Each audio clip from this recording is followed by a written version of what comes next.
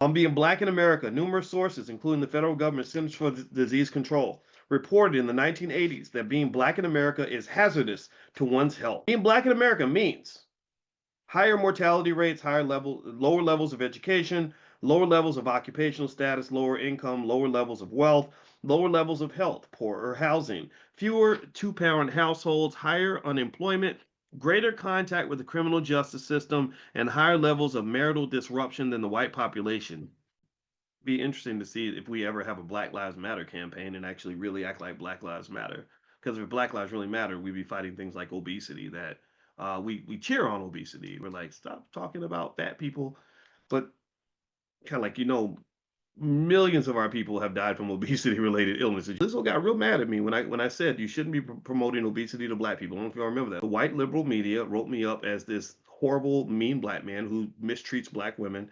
But then 2 years later, the pandemic comes along, and guess what? The number one risk factor for dead black people was during the pandemic: obesity. Because if on any level a preemptive thinker, if you're on any level a planner or a prepper or believe in just discipline or self-protection, then you could say, well, black lives matter, so that means I want less dead black people.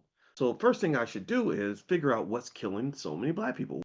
But if I was to add up the total number of black people killed by, I don't know, MAGA supporters, and then add up the total number of black people killed by fried chicken, it would be no contest.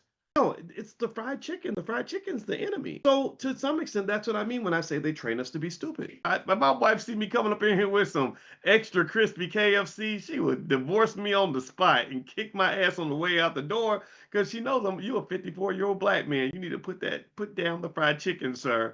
So really, I mean, really, what really killed your big mama when she had cancer and got her foot cut off before she died? It was the food, right? It was the lifestyle, right? So to me, if you're trying to really solve a problem, it's to the point where if you're black, you really can't listen to your so-called allies. You have to listen to yourself. That's my point.